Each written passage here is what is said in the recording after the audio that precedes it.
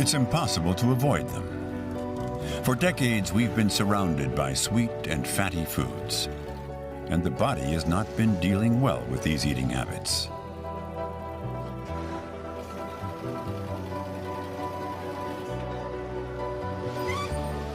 But what about the brain? Do our mental health, our moods, and our brain abilities suffer from the wrong kind of nutrition? We know that junk food is making us fat, but science is telling us now that it might also be shrinking our brains. Brain researchers have joined the dining table to study the effects of our eating habits. Diets that are high in fat and sugar in the long term lead to changes in part of the brain involved in memory. This is a recent field of research, a developing science that spotlights a new facet of nutrition. Habitual intake of foods high in fat and sugar result in a reprogramming of the brain. In short, our brain is affected by what's on our plates.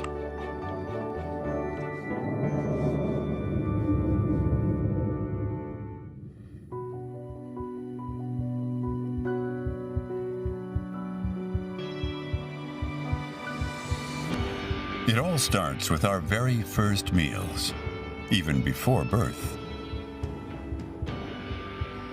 The brain is built up during pregnancy.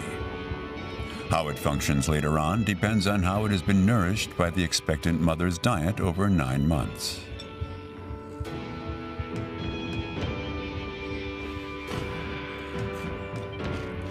A number of consequences of poor nutrition during gestation have been known for a long time. Today, scientists in Australia are looking at the repercussions of nutrition on brain function. Felice Chaka, a professor at the University of Melbourne, examined the behavior of babies after following the eating habits of 23,000 pregnant women.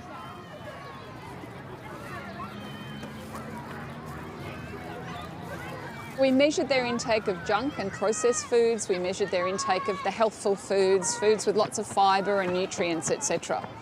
And then we looked at the emotional health of their children over the first few years of life, from 18 months to 5 years. Of course, taking into account things such as education, income, the mother's mental health, parenting practices, these sorts of things. And what we saw very clearly was that mothers who ate more junk and processed foods, so sweet drinks and salty snacks and, cakes, biscuits during their pregnancy, their children had more of these behaviours such as aggression and anger and tantrums. This disquieting correlation suggests that the mother's diet impacts the mental development of the baby, though the link remains to be demonstrated on the biological level. In any case, Felice Chaka is convinced. So what we also saw in this large Norwegian study is that the children's diets seem to be important as well, independent of what mum ate. If children were eating too much junk and processed foods and or not enough of the healthful foods, they had more of these anger and aggressive type behaviours, but also sadness, anxiety, worry, nightmares. Since then, Professor Chaka's conclusions have been confirmed by studies in Spain, the Netherlands, and Canada. Excess fat and sugar are now in the sights of scientists working on the brain. Excesses and deficiencies. Junk food is often low on essential nutrients, so it leaves the body, and especially the nerve cells, lacking.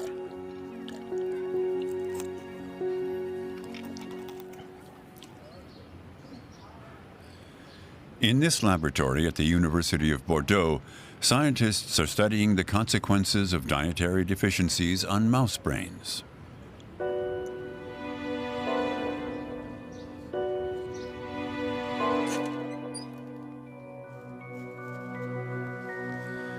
This experiment is used to measure anxiety.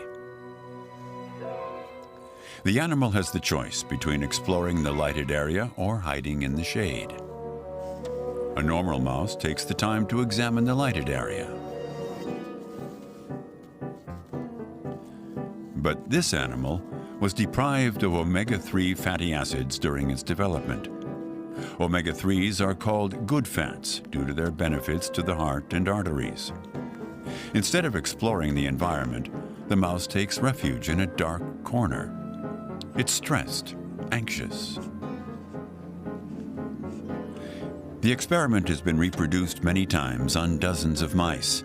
For researchers, this strange behavior can be simply explained. Without omega-3 fatty acids, the brain does not develop and function normally. They're needed because the brain's gray matter is 90% fat, which it cannot produce itself. The brain is the organ after adipose tissue that's the richest in polyunsaturated fatty acid, or omega-3. So omega-3 is indispensable because the body cannot make it. We have to ingest it. It has to come from the diet. Oily fish, organ meat, vegetable oils, and seeds and nuts such as almonds have long been the main sources of omega-3 for humans. But these foods have become scarce in the cuisine of industrialized countries. The amount of omega-3 that enters the brain is crucial for making brain cells more efficient, because when these fatty acids are incorporated into the membranes of nerve cells, they improve their electrical properties. In omega-3 rich neurons, the signals propagate faster. The network is more efficient. Depriving the brain of omega-3 is linked to a risk that it will function less well. The general population is deficient in omega-3. We have insufficient intake of omega-3, so it's important to pay attention to it, especially in the prenatal developmental period. During this period, omega-3 embeds itself in massive quantities into the brain. Also in adolescence, when there's often a change of food, and during aging, where the incorporation into the brain of omega-3 tends to be less effective, so we must increase its intake.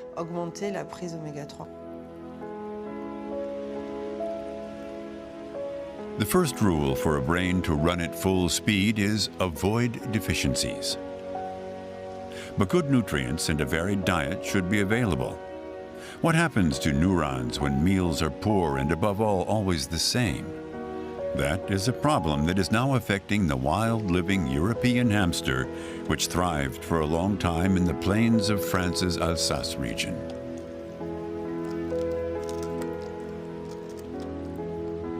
Since the 1960s, there's been a decline in the hamster population, which is on the verge of extinction today. And at the same time, we've noticed an increase in the agricultural area where corn is cultivated. Caroline Abold wondered whether the collapse of the population was linked to the sudden glut of corn. So she did an experiment, feeding hamsters exclusively corn.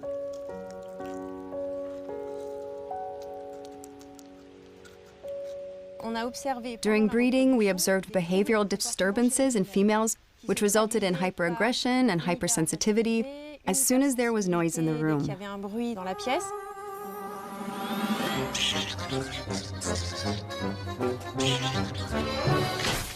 Above all, what we did not expect is that these females would devour their young the first day after birth. This behavior was observed in more than 80% of females. A dietary deficiency was enough to make a hamster devour its children. The cause? A simple vitamin. A vitamin B3 deficiency is at the origin of the abnormal behavior. When we supplemented them with vitamin B3 in addition to their corn-based diet, they expressed quite normal behaviors. And they began to nurse their young, to raise them in the same way as the females that were fed a diversified diet. The case of the cannibalistic hamsters is disturbing. Could an unbalanced diet also trigger aggressive, violent behavior in humans?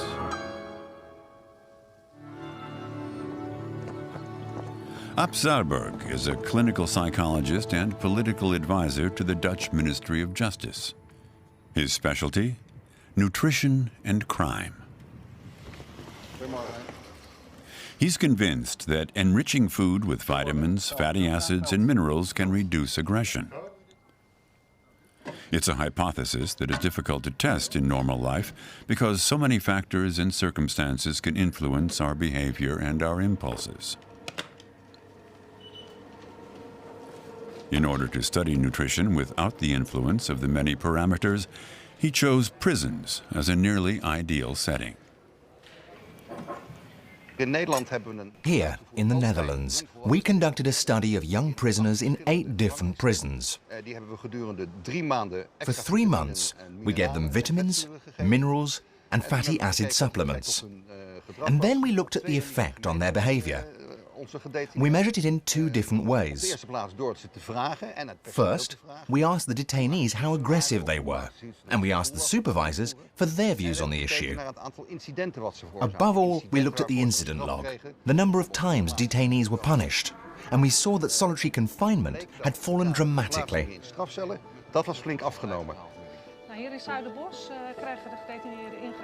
In the group of inmates whose meals were improved, the number of incidents was reduced by 1/3. What we eat may have the power to change our moods, to stimulate certain impulses. But could the food on our plate also influence our decisions? The ones we believe we make using our free will. When people are asked if they think that the food that they eat has an impact on health, most answer yes. But when asked if diet can also influence thoughts and decisions, very few people are willing to believe this is the case. Das können sich viele Leute nicht vorstellen. However, at the Institute of Psychology of the University of Lübeck in Germany, Professor So-Young Park has, for the first time, proven it. Her work reveals the mechanism by which food could influence our thoughts. And for that, the researcher has developed a rather original experiment. Imagine that you face the following dilemma. The money on the table is to be divided into 2 sums. But it's your partner, a stranger, who decides how it is to be distributed. I give you €2 and I keep 8 for me. If you accept the unfair offer, you leave with a little money, but much less than your partner's. If you refuse, no one wins anything.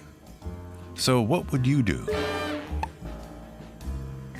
Do you accept the offer and take the €2 even if you feel cheated? Or do you refuse and leave with empty pockets, but your head held high? Well, it turns out, surprisingly, that whether you'll take the money or not depends on what you've just eaten.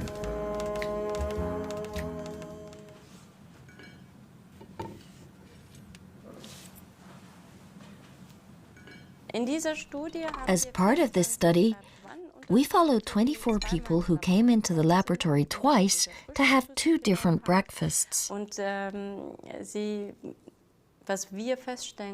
We found that the same person made completely different decisions based on what they ate in the morning. To the test person, the 2 breakfasts look the same. In reality, one is far more protein-rich than the other. The ratio of protein to sugar is the only parameter that changes. A few hours after the meal, the subject takes several tests on a computer. Today, he accepts the offer. His self-interest outweighs his anger at the unfairness, and he will leave with a little money in his pocket. Last week, he mainly refused and won almost nothing.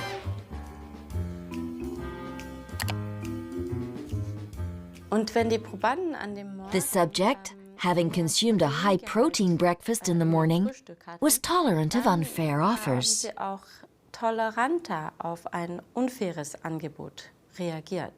Conversely, the subject who consumed a high-carbohydrate breakfast was less tolerant in the face of unfair offers. On average, the subjects who had little protein rejected unfair offers twice as often. But how can this surprising result be explained? In their search for biological evidence for this observation, the scientists carried out blood tests. We will send the blood to the laboratory for analysis. We will measure the level of hormones and amino acids in the blood. For hormones, we are interested in insulin, cortisol, adrenaline, and adrenocorticotropic hormone. And for amino acids, tryptophan and tyrosine.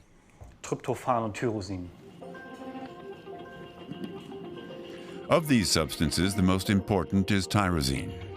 The amino acid is one building block of a protein that is key to brain function, dopamine. This molecule ensures communication between neurons involved in motivation and risk-taking. The results of the blood analysis show that subjects with higher levels of tyrosine in their blood are more willing to accept the unfair offer.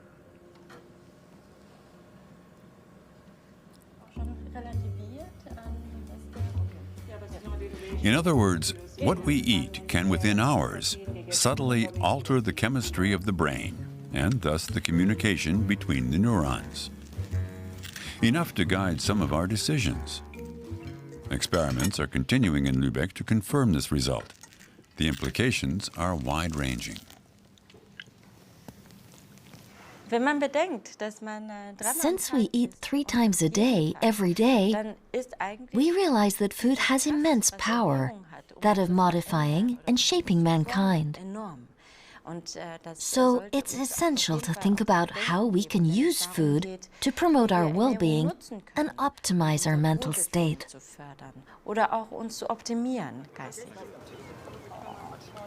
Not only does an unbalanced diet affect our brain functions and behavior, and our meal plan interfere with daily decisions, it also becomes increasingly clear that diet plays a decisive role in our mood and possibly mental health.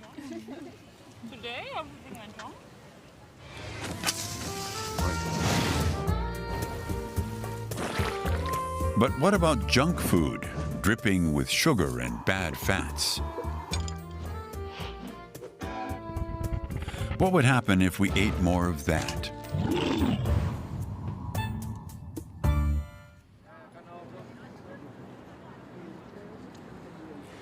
This is the focus of research here in Australia at the University of Sydney.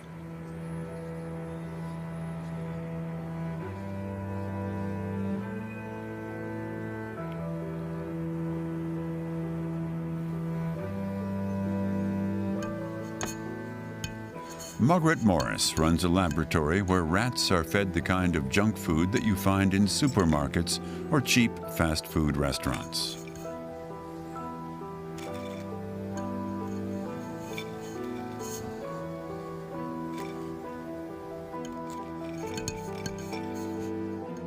Our experiments use a range of Western foods of the type eaten by all of us. So we feed our rats meat pies, chips, cakes and biscuits, the sorts of foods that are readily available and cheap. So we are modelling the Western world. The first consequence of this diet, the rat doubles its food rations. The animal never seems satiated, but that's not the most surprising outcome.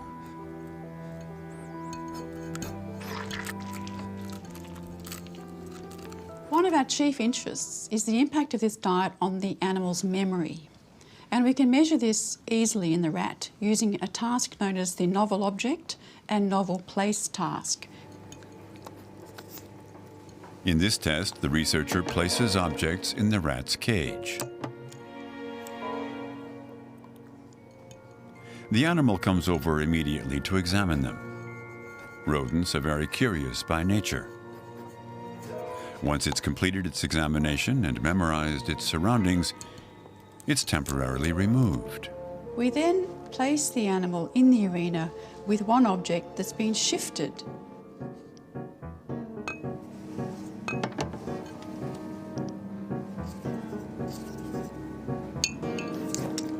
On its return, the rat spends more time examining the object that has changed places because it already knows the other objects. They're engraved in its memory.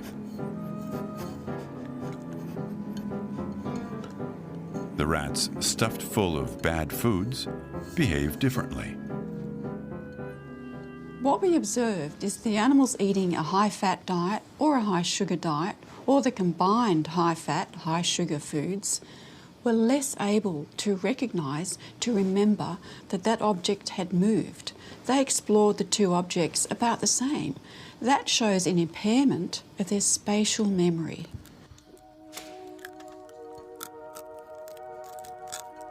The overfed rats have not only damaged spatial memory, but also other malfunctions that sound a warning signal for the scientists. They point to damages in the hippocampus, a small region nestled in the center of the brain.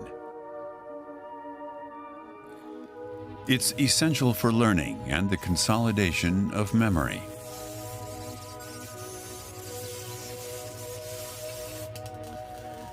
Recent studies show that in humans, a too energy-rich diet also interferes with the hippocampus. We see, for example, that the quality of people's diets is related to the size of their hippocampus, to the size of their grey and white matter volume, and there's starting to be intervention studies. So, for example, we see that only 4 days on junk food type diet will have an impact on cognitive functions that are related to the hippocampus. Margaret Morris is now seeking to understand how sugary and fatty foods disrupt the brain of her rats to the point of affecting their performance. She has a hypothesis, namely, eating too much fat and sugar triggers an inflammatory reaction that spreads to the neurons.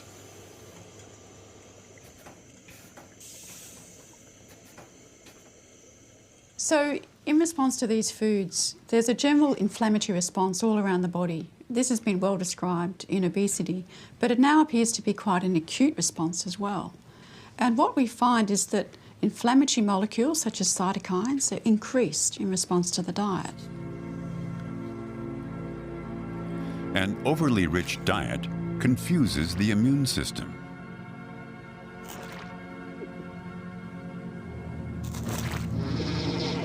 It responds by triggering an inflammatory reaction, especially in fatty tissues. Our fat masses release substances that then propagate this inflammation throughout the body. Neurons were thought to be spared this effect behind the protective blood-brain barrier, the semi-permeable membrane that separates the circulating blood vessels from the brain. So there's increased inflammation in the whole of the body, and we think that this may spread to the brain. That's because the blood-brain barrier, which normally protects the brain from inflammatory molecules, may be impaired, in fact, by the diet and become leaky, allowing traffic of molecules into the brain. The inflammation infiltrates the meninges and then triggers a surprising phenomenon. In her laboratory, Sophie Ley has shown in her overfed mice that certain immune cells in the brain, the microglial cells, begin to devour neurons. These microglial cells within the brain are important because they can eat dead neurons. But when they're deregulated, especially in a situation of unbalanced nutrition, they start to eat neurons that are alive. Therefore, by consuming these neurons in excessive numbers, eventually they will destroy or participate in the destruction of neural networks. That includes neurons that are alive and that should be functional. This reaction of the microglial cells could be filmed in vitro. The images show how energetically they move.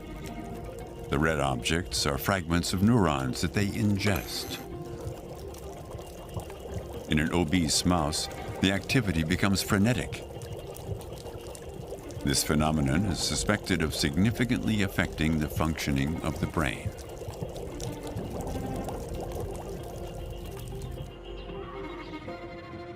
We've been saying to people for 30 years, don't eat these foods, you might have a heart attack, you might get cancer and diabetes. It hasn't worked to change people's behaviour. We hope that if people understand that what they put in their mouth is actually really essential to the health of their brain and that of their children, that might have a more profound impact on people's dietary choices.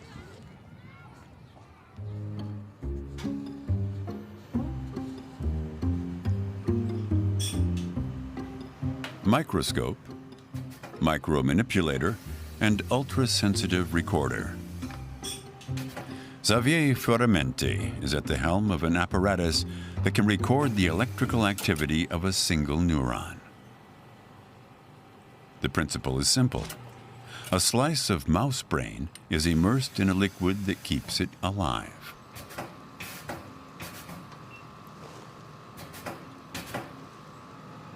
The researcher approaches it carefully with an electrode. It's a meticulous operation. Here I go down the pipette in the slice of brain. And now we will approach this recording pipette near the neuron to make contact. That's it, we made contact. And now we will be able to measure the electrical activity of the neuron.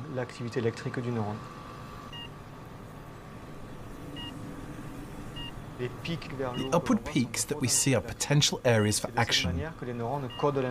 This is how neurons encode information. The time that elapses between the peaks is the message sent by the neuron. Now we will increase the glucose concentration in the bath, and we will see if this cell responds to this increase in concentration of glucose. As it can be seen here, this cell responds to the increase with more electrical activity. There is more potential for action than what could be seen here before the increase in glucose concentration.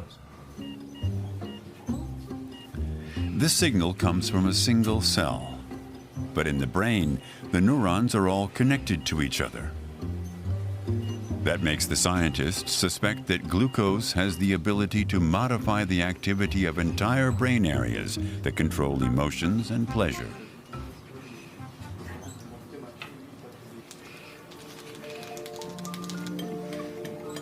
Is this how sugar ensures its grip on our will? This is, for the moment, only a hypothesis. But today, sugar addiction is the subject of intense research in laboratories. And what appears more and more clear is that the power of sugar is similar to that of a drug.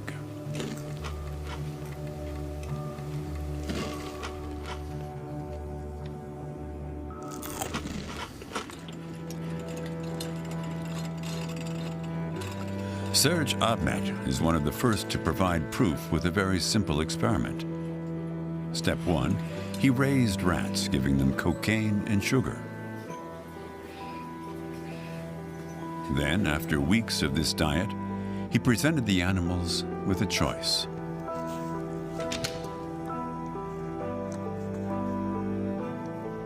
We have the situation in which the animal has the choice between a lever that is connected to a syringe that contains a drug solution, and the drug in question is a hard drug like cocaine and heroin, and on the left, a lever allows him to control a syringe that contains a sweet drink. And there we see the animal chooses to take the sweet drink. The rats selected the sugar water 4 times more often than the drugs. It can't be called a glucose overdose, but the irrepressible desire is plain to see. So this experiment simply shows that sugar has more addictive potential than we had imagined, and it is perhaps even stronger than the pull of hard drugs, such as cocaine and heroin.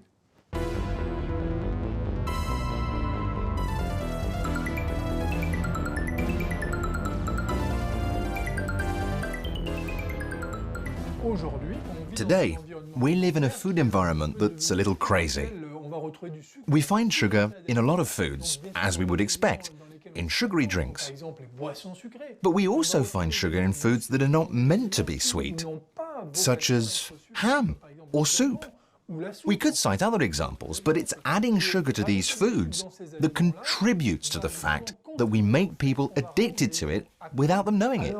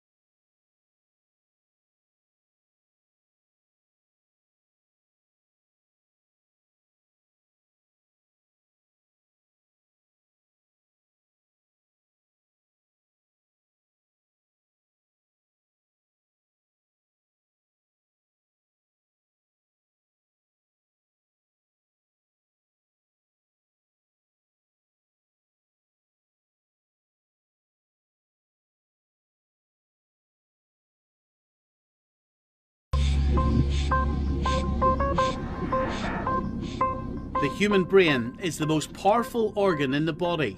It controls our movement, our senses, our thoughts.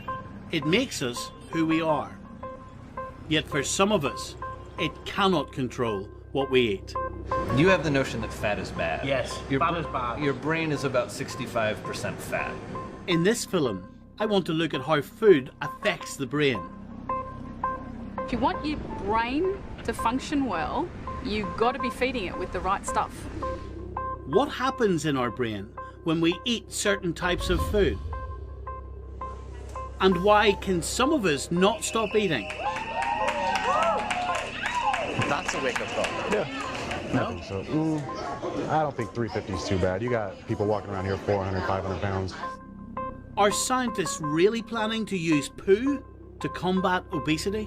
They even have poo pills now.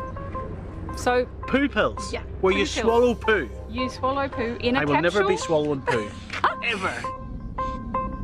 How does what a pregnant mother eat affect the brain of her unborn child? We have to remember that the food that we're consuming during pregnancy is the fuel for the developing baby. What are the big food giants doing to help? This is a disaster because it's like having free drugs on every corner. I think they're evil bastards. If this doesn't change, will everyone be eating in the Heart Attack Grill? So what do you sell? I sell death and I sell fun, and those two happen to go hand in hand. This is my journey into the inner workings of the brain and how it deals with the foods we eat every day.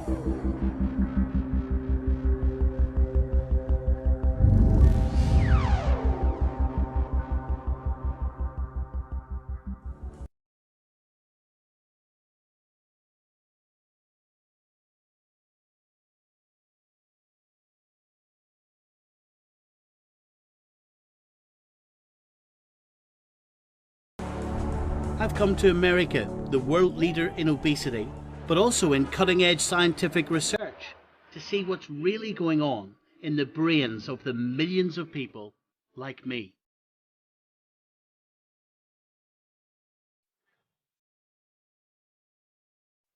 In 2014, according to the World Health Organization, nearly 2 billion adults are overweight. We all know that obesity is a worldwide epidemic and that junk foods high in fats and sugars are playing a major role, yet we continue to eat them. I don't need anybody to tell me that I'm putting the wrong food into my body, but I'll tell you what is worrying. When you actually deeply think about the amount of sugar you're putting in your body and what that must be doing to your brain. 1, 2, 3.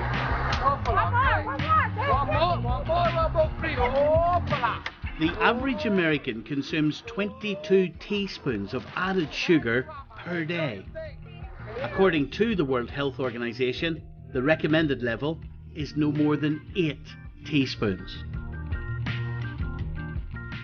So added sugar is not the sugar you can see, it's the sugar that's already in our foods.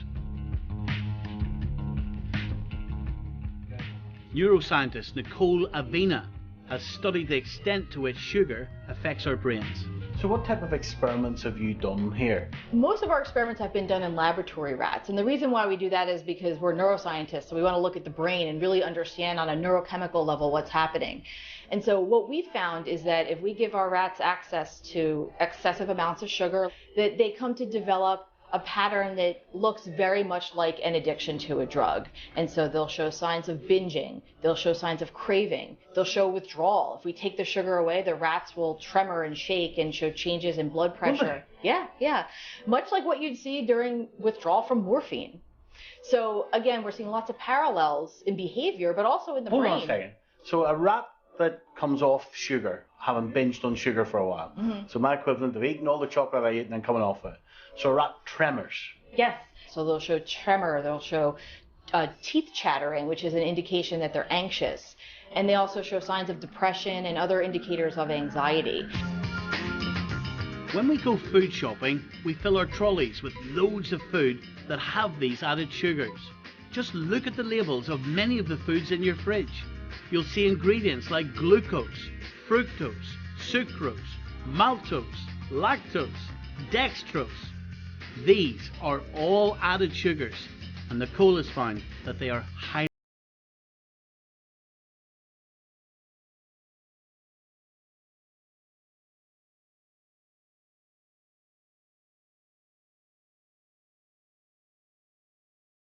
It can activate these brain reward systems that are associated with addiction, and it can release neurochemicals like dopamine and opioids. the extent to which they're released in the brain with sugar. It's not the same as cocaine or heroin or marijuana or whatever, is it? Well, it's activating pathways in the brain and areas of the brain in a similar manner to what we see with drugs of abuse. So then we replace the sugars with artificial sweeteners, and I still can't win. Yeah, it's not a good idea. Studies You are depress showing. me, Nicole. I'm sorry. I wish I had better news. Studies are showing that artificial sweeteners actually they can cause you to eat even more than you would have if you had the real sugar. Clear off. Even more than if you were Even more. drinking the full fat, as I call it, the full sugar load. Exactly, and it's actually Why? worse. Why more? Well, we don't really know why, but we know that this is actually something that's magnified in people who are overweight or obese. We know from research that, just tasting the artificial sweetener, just our brain thinking it's real sugar or thinking it's a real sweetener is going to activate these areas of the brain that are associated with these addiction-like responses. It's scary. It is.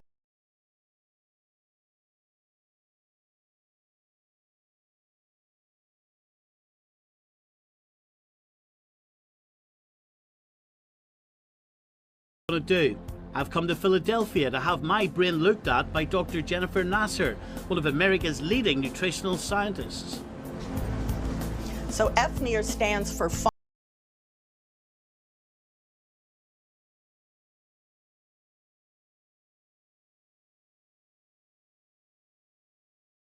the sides that control when to stop eating, and the front that makes us want to eat more. And more and more. What we're going to do is measure the brain activity in response to you eating. So we can, using this instrument, we can measure how much activity of oxygen your neurons in your prefrontal cortex are using as you eat. So we have a part on the side that helps us, yes, to slow us down and inhibit or control our activity. I think mine are dead. And we have a part in the middle called the medial prefrontal cortex. So that's what's telling me, keep on eating, keep on eating. Yeah. Or I like this, or I feel attached to it. If you have a big meal at a holiday and then chicken pie, and then grandma brings out your favorite dessert. And even if you're stuffed because grandma has made something for everybody. Grandma's dead, but I still eat it. Okay. Or somebody else that you're close to. Yes. Right. Where if it was somebody knocking on the door selling you cookies and you're not hungry, you might say, oh, thanks, I've got a cupboard full. I've never said that. Oh. Using cutting-edge infrared technology, Dr. Nasser is going to track my brainwaves in real time. Start on the broccoli, and if you want more, just let us know and we'll bring it over. I quite like broccoli. Good. We got a whole big serving bowl for you. So, I've got to eat broccoli, ice cream, and protein in 3-minute intervals to see how my brain responds. Look what happens after I've started eating the broccoli. My brain waves are already telling me to stop eating.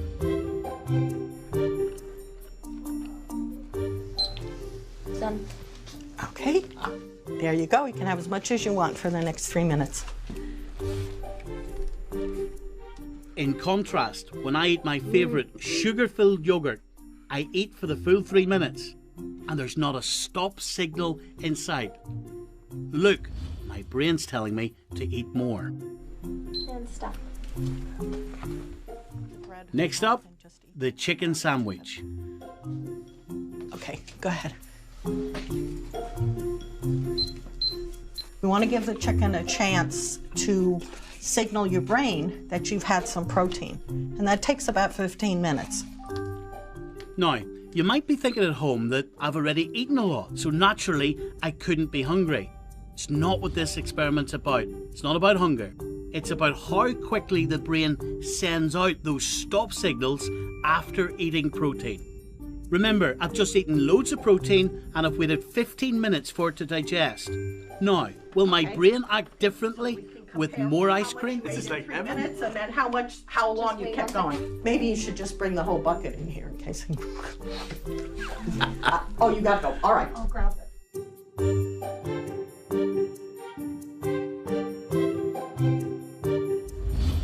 The results are in. Okay, so you ate about 112 grams of broccoli. Remember I said that you could eat, it fills you up a lot. You ate 94 grams of yogurt before you had the chicken. Frozen yogurt. Frozen yogurt. Ice cream. Right. And then you had about 5 ounces of chicken, and we waited 15 minutes. And then you came back and you ate more yogurt, and this time you only ate 62 grams. So you, after the chicken, you decreased the amount of yogurt that you ate by about 30%. Jennifer, I'm going to tie chickens around my waist, walk around with them. Seriously though, so anytime, I'm being serious, anytime then, if I get up in the morning and I took a lunchbox of chicken, and every time I see chocolate, I see chips, I see burgers, I have protein, I give it 15 minutes or so, yes. Am I statistically less likely then? Well, statistics needs numbers. You're just one person. Yes. So we can't say... You scientists are also always so careful. You can't say statistically. Right. But am I more than likely? Well, we can... Spit it out. Am I more than likely? You were here. So if you are consistent, then you should be eating less after you eat protein than if you eat it before. So therefore, if I'm sitting down to a big, massive plate, as I sometimes do, of chicken and French fries... Eat the chicken first. Eat the chicken first. Leave 15 minutes. Yeah. If I want the French fries, eat them. If I don't. Right. You know, even if you're an educated person, you go up through school, you learn so much about the world and life and all of that. And it's taken me until I'm 41 years of age to come to America to find out from you that there are triggers in the brain that could actually help me control my eating. It's taken me 41 years to understand those go and stop signals. Well, part of it has to do with technology. In the past 15 to 20 years, there's been a lot of brain imaging studies associated with eating behavior. Yeah, but now people watching this tonight, they have no excuse if they want to help themselves.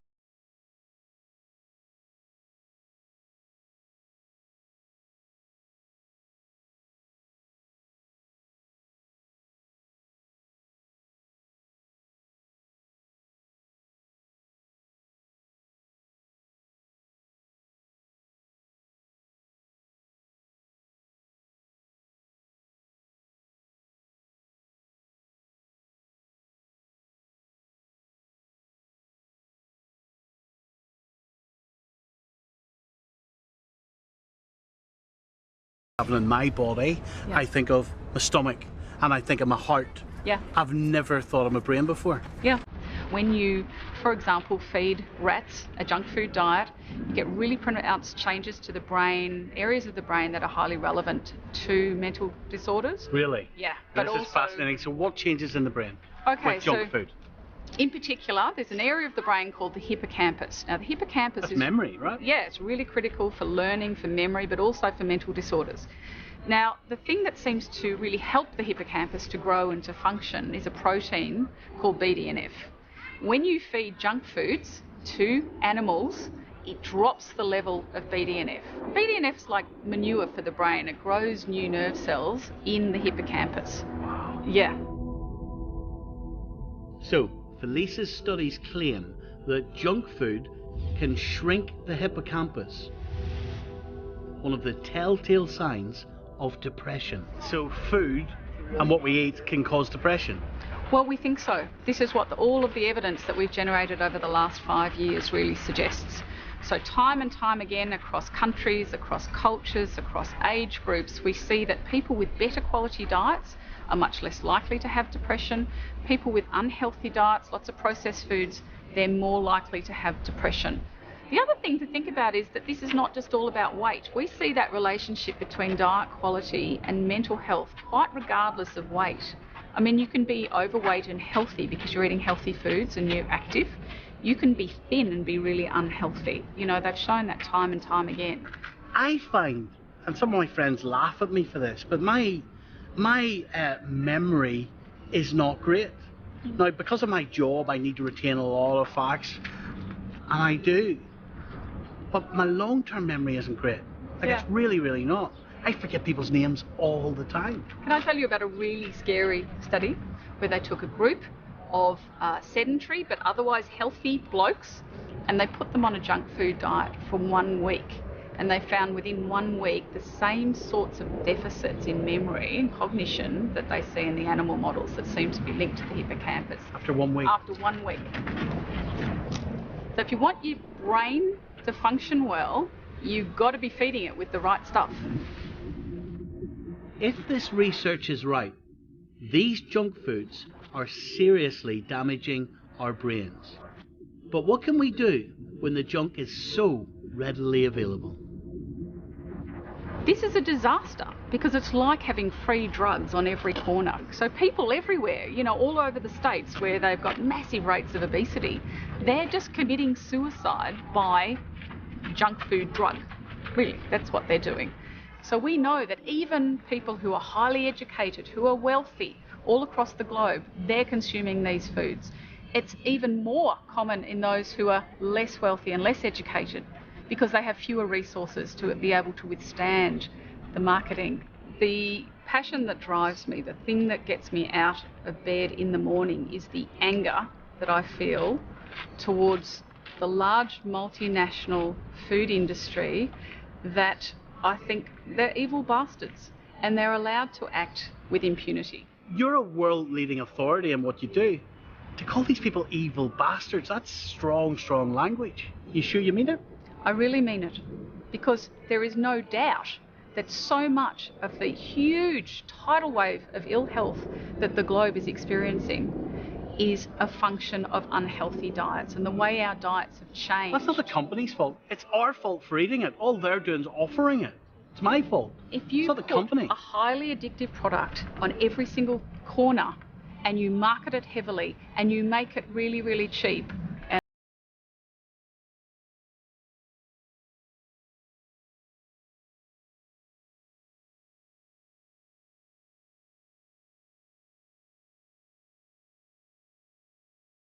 going on in my brain, I've come to meet a psychiatrist, Dr. Drew Ramsey, and he's taken a revolutionary approach to treating some of his patients. Instead of using drugs to change brain behaviour, he prescribes food. Breakfast, Stephen, tell me, what time do you wake up and then what do you eat? Wake up about 7 in the mornings. I eat absolutely nothing for breakfast. Ever. Never? Never. Coffee? Never. Don't like coffee. Tea? Don't like tea. When's the first time you eat? Most days about 2 o'clock. A couple of packets of crisps, chips in your language. Okay. Bar of chocolate. What kind of chocolate? This isn't like dark chocolate, no, white chocolate, milk chocolate, milk chocolate. Or sometimes I would have a proper meal, so I would have chicken and chips, steak and chips, lasagna and chips, stew. Okay. Usually about 7, 8 o'clock at night. That's when I would have another big meal. 3-4 nights a week, burger and chips. Okay. And then 9, 10 o'clock at night.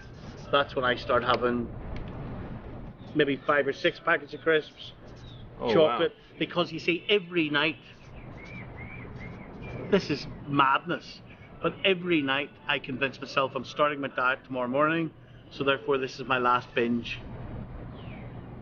When you look at this, what do you see? What do you think's missing here? I see insanity. Well, when you write it down, it's insane. Crisps, chocolate, ice cream, fast food. You know, you said this was insane. I'm actually just going to say this is your diet, right? You're a successful guy. You know, you have some health issues, but I hate people saying I'm successful, because you can't be successful and have this. Okay. So that's a bit up here. So I don't feel successful. I feel like a failure. Yeah, but you said this is the only thing that you failed at in your life is food. Yeah, but it permeates everything then, doesn't it? I would say so.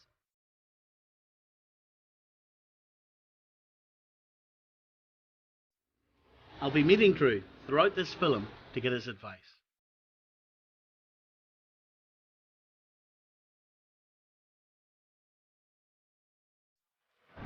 We all know that if you eat junk food, it makes you fat. I'll tell you what I've learned in New York, though. I hadn't thought about the association before between that terrible food and our mental health, how you feel inside, how your brain chemistry is actually working. I just found that really, really fascinating here. Do you know what this is doing for me? It's making me realise how screwed up I am, even at a basic level, in terms of what I'm eating every single day of my life, because I've met expert after expert, and I'm so far off. I couldn't be harming my body more.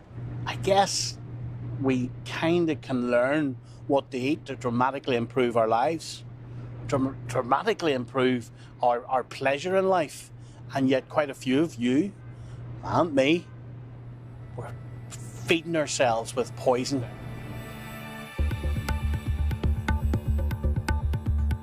But why? I wanted to learn more about what is actually happening inside the pleasure centres of my brain that make me want to feed myself with this junk. Professor Emmanuel Pothos has studied the brains of obese people. His research has discovered the dopamine receptors in obese people are significantly less responsive, and they determine reward when it comes to food. Palatable food or normal food is not having the same effect in the obese individual as in the normal weight individual. The obese individual is compelled to overeat to actually get the same sensation of reward and fullness as a normal weight individual. So what percentage less release of dopamine is there? In the dopamine receptors are reduced in the range between 20 and 50%. That's actually what has been published so far. That's astonishing to me. That's astonishing. So if I'm sitting in a restaurant with someone who's normal weight, yeah, and we're both having some ice cream, and they have a small amount and they say, that feels great, that's lovely, and I'm eating more and more and more because I'm fat and I'm releasing 50% less dopamine, possibly, then of course I'm going to eat more to feel as good as the thin man. Yes, I would say that's now a reasonable explanation.